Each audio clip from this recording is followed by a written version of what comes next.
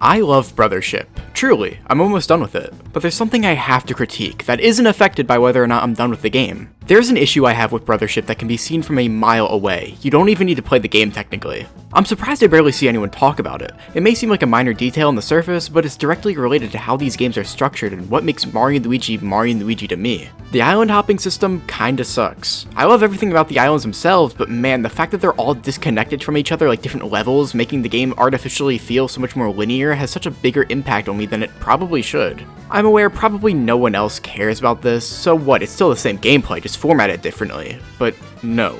But yes? But kinda? Let's talk about how this impacts the game, at least for me. It makes the game feel so much more repetitive and generally kinda boring. It all just feels like a cycle. Go to island, go through some zany scenario, get to the lighthouse, rinse and repeat. There's nothing breaking this cycle for the most part. What are you on about? This is like the majority of video games, even the other Mario RPGs. Paper Mario, you go to a location, fight the boss, get the doohickey, and then rinse and repeat. What's the difference with Mario and Luigi? If it isn't prominent lizardy side character Gecko-y. Well, if you didn't interrupt me, I would continue. It's because Mario & Luigi isn't like those games. That's part of the reason why I love it so much more than other RPGs. They feel like cohesive stories that can't just be boiled down to get all the doohickeys. Is it really that important? In the grand scheme of things, probably not, but damn it, it is to me. When I play RPGs, I want a good story. Something about it just feels so artificial if I know from the start I'm just going to be collecting an amount of doohickeys with fluff added in. And don't get me wrong, that fluff can be really good, like it is in Brothership, but we'll comment on that later.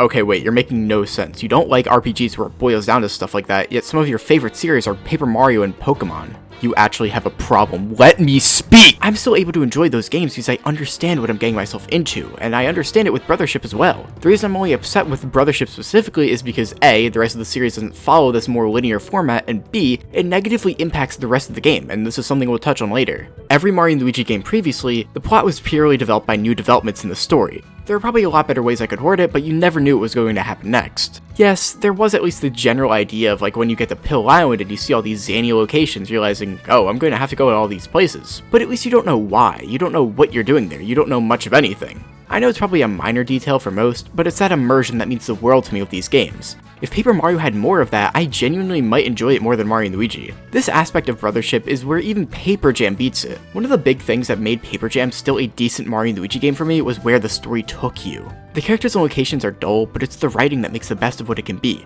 It makes a clean, cohesive way for you to revisit each location without it feeling repetitive. One of my favorite examples of this is when you're on your way to Bowser's Castle and randomly get hit by a cannonball and now you're in jail and need to break out. I know it's pretty simple, but when I was a kid, I thought it was dope as hell.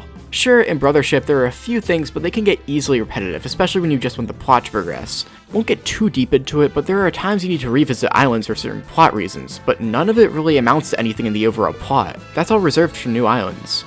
And you can just revisit old islands for the sake of checking up on them and doing new side quests, but it isn't really worth it in my opinion. Some of them are amazing and I feel bad for anyone who missed out on them, but others just kinda feel like they're there for the sake of having a side quest. Now, the island hopping system is a lot more than just a personal thing I wish didn't exist. It's also the reason why I haven't finished Brothership and I've seen other people express the same feeling.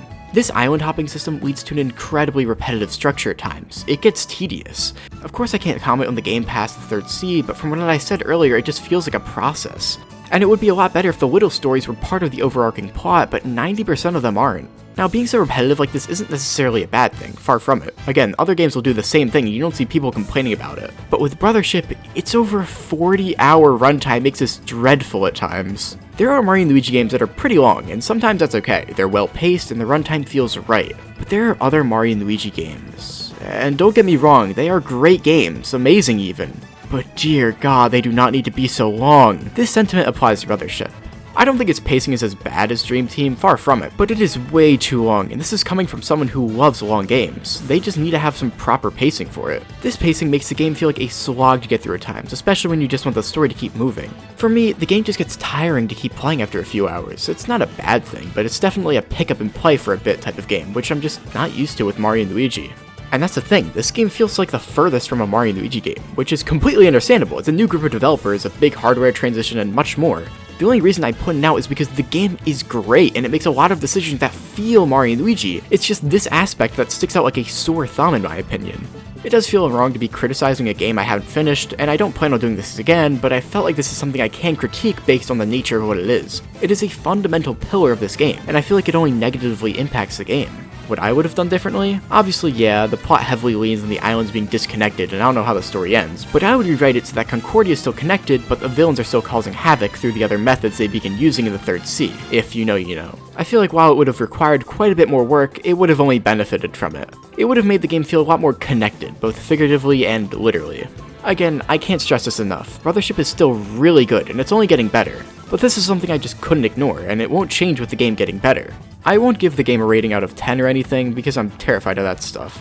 I could make a whole video on how 7 out of 10s are perceived as the new 5 out of 10s, and anything below a 7 out of 10 isn't worth playing, but Arlo made a really good video on why rating systems suck nowadays, so watch that if you want to see why. All I'll say is the game is great. I'm enjoying it much more than Paper Jam obviously, but it's too early to tell for the other entries. That's really all I've got for today. I've got to figure out why this guy's back.